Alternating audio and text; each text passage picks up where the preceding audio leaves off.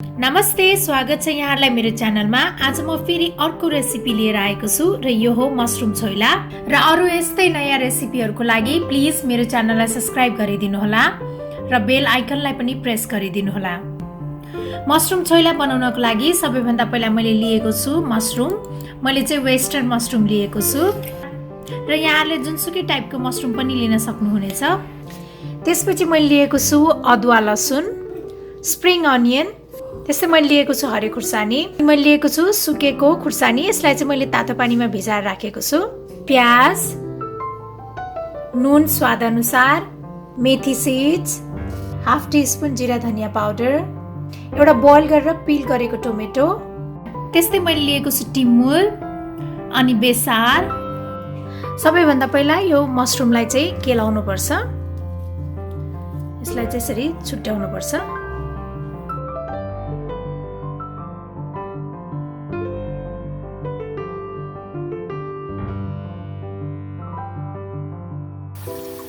अब यो मसरुमलाई चाहिँ राम्रोसँग तातो पानीले पखाल्नु पर्छ।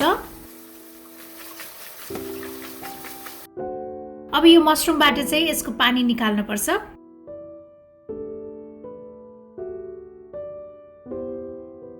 अब यो प्यानमा अलिकति तेल हाल्ने। तेल तातिसकेको छ। अब म यो मसरुम पनि यसमा प्यानमा हाल्छु। अब यो मसरुम चाहिँ रातो हुने बेलासम्म फ्राई गर्नुपर्छ।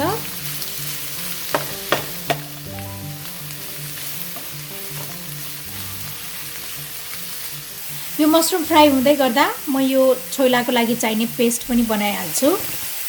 अदुवा लसुन, सुकेको खुर्सानी, भिजाएर राखेको खुर्सानी हो। अब यसलाई चाहिँ राम्रोसँग पिस्नुपर्छ।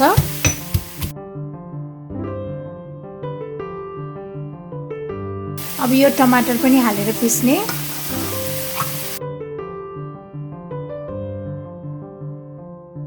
यो टिमुरलाई पनि यसैमा हालेर पिस्छु।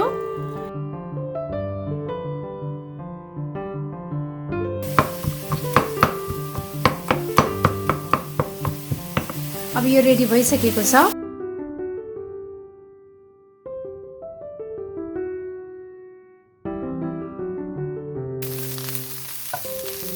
अब यो मसरुम रेडी भइसकेको छ। अब यसलाई चाहिँ एउटा बाउलमा ट्रान्सफर गर्ने।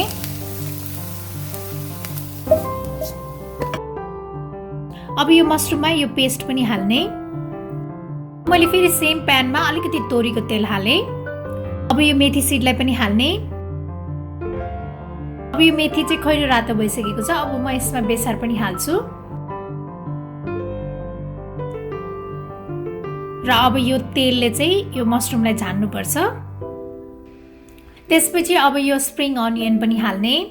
त्यसपछि हरियो खुर्सानी, रेड अनियन, नुन, रातो धुलो खुर्सानी, जिरा धनिया पाउडर। अब यो सबै हालिसकेपछि अब यसलाई एकदम राम्रोसँग मिक्स गर्नुपर्छ।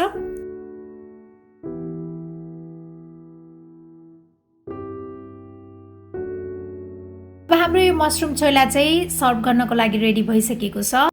मलाई आशा छ यहाँहरूलाई यो मसरुम छोइलाको रेसिपी मन पर्यो होला र मेरो अरू यस्तै रेसिपीहरूको लागि प्लिज मेरो च्यानललाई सब्स्क्राइब गरिदिनु होला र मेरो भिडियोलाई लाइक, सेयर र कमेन्ट पनि गरिदिनु होला। Thank you for watching. Bye by.